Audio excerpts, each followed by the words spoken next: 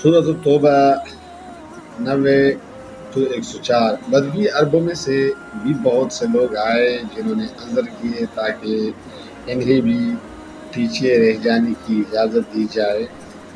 اس طرح بیٹھ رہے وہ لوگ جنہوں نے اللہ اور اس کے رسول سے ایمان کا جھوٹا عہد کیا تھا۔ ان بدویوں میں سے جن لوگوں نے کفر کا طریقہ اختیار کیا ہے، عنقریب وہ دردناک سزا سے دچار ہوں گے۔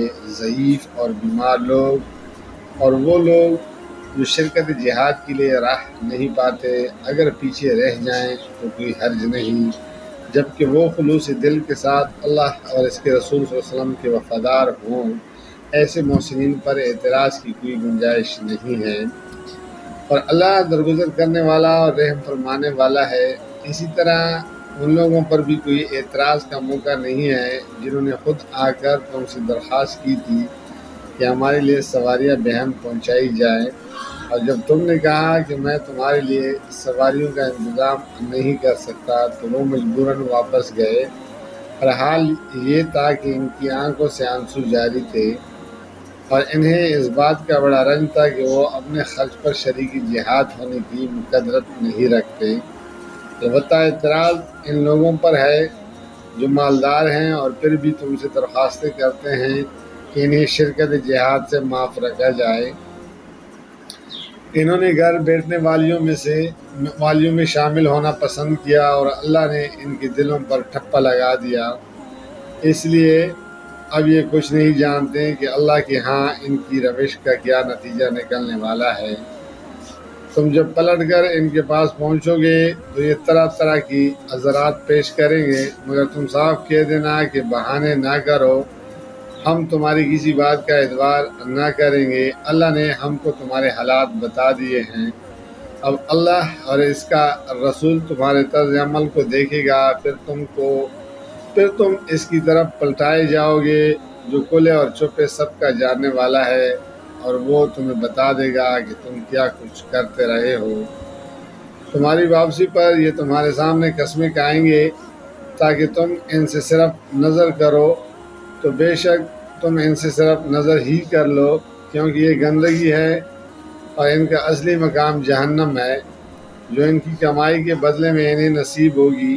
یہ تمہارے سامنے قسمیں کھائیں گے کہ تاکہ تم ان سے راضی ہو جاؤ، حالانکہ اگر تم ان سے راضی ہو بھی گئے تو اللہ ہرگز ایسے فاسق لوگوں سے راضی نہ ہوگا۔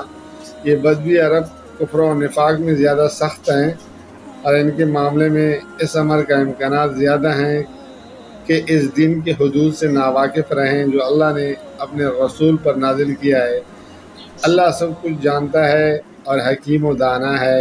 ان بدویوں میں ایسے لوگ موجود ہیں جو رائے خدا میں کچھ خرچ کرتے ہیں تو اس سے اپنے اوپر زبردستی کی چھٹی سمجھتے ہیں، اور تمہارے حق میں زمانہ کی گردشوں کا انتظار کر رہے ہیں کہ تم کسی چکر میں پھنسو تو وہ اپنی گردن سے اس نظام کی اطاعت کا کلادہ اتار پھینکے جس میں تم نے انہیں کس دیا، حالانکہ بدوی کا چکر خود انہی پر مسلط ہے، اور اللہ سب کچھ سنتا اور جانتا ہے۔ اور انہی بدویوں میں سے کچھ لوگ ایسے بھی ہیں جو اللہ اور روز آخر پر ایمان رکھتے ہیں، اور جو کچھ خرچ کرتے ہیں اسے اللہ کی تقرب کا اور رسول صلی اللہ علیہ وسلم کی طرف سے رحمت کی دعائیں لینے کا ذریعہ بناتے ہیں۔ ہاں، وہ ضرور ان کے لیے تقرب کا ذریعہ ہے، اور اللہ ضرور ان کو اپنی رحمت میں داخل کرے گا۔ یقیناً اللہ درگزر کرنے والا اور رحم فرمانے والا ہے۔ وہ مہاجر و انصار جنہوں نے سب سے پہلے دعوت ایمان پر لبیک کہنے میں سبقت کی، نیز وہ جو بعد میں رازبازی کے ساتھ پیچھے آئے، اللہ ان سے راضی ہوا اور وہ اللہ سے راضی ہوئے۔ اللہ نے ان کے لیے ایسے باغ مہیا کر رکھے ہیں جن کے نیچے نہریں بہتی ہوگی، اور وہ ان میں ہمیشہ رہیں گے۔ یہی عظیم الشان کامیابی ہے۔ تمہارے گرد و پیش جو بدوی رہتے ہیں ان میں سے بہت سے منافق ہیں، اور اسی طرح خود مدینے کے باشندوں میں بھی منافق موجود ہیں جو نفاق میں طاق ہو گئے۔ تم انہیں نہیں جانتے، ہم ان کو جانتے ہیں۔ قریب ہے وہ وقت جب ہم ان کو دوہری سزا دیں گے، پھر وہ زیادہ بڑی سزا کے لیے واپس لائے جائیں گے۔ کچھ اور لوگ ہیں جنہوں نے اپنے قصوروں کا اعتراف کر لیا ہے، ان کا عمل مخلوط ہے، کچھ نیک ہیں اور کچھ بد۔ بعید نہیں کہ اللہ ان پر پھر مہربان ہو جائے، کیونکہ وہ درگزر کرنے والا اور رحم فرمانے والا ہے۔ اے نبی صلی اللہ علیہ وسلم، تم ان کے اموال میں سے صدقہ لے کر انہیں پاک کرو اور نیکی کی راہ میں انہیں بڑھاؤ اور ان کے حق میں دعائے رحمت کرو، کیونکہ تمہاری دعا ان کے لیے وجہ تسکین ہوگی۔ اللہ سب کچھ سنتا اور جانتا ہے۔ کیا ان لوگوں کو معلوم نہیں ہے کہ وہ اللہ ہی ہے جو اپنے بندوں کی توبہ قبول کرتا ہے اور ان کی خیرات کو قبولیت عطا فرماتا ہے، اور یہ کہ اللہ بہت معاف کرنے والا اور رحیم ہے۔ جزاک اللہ، فی امان اللہ۔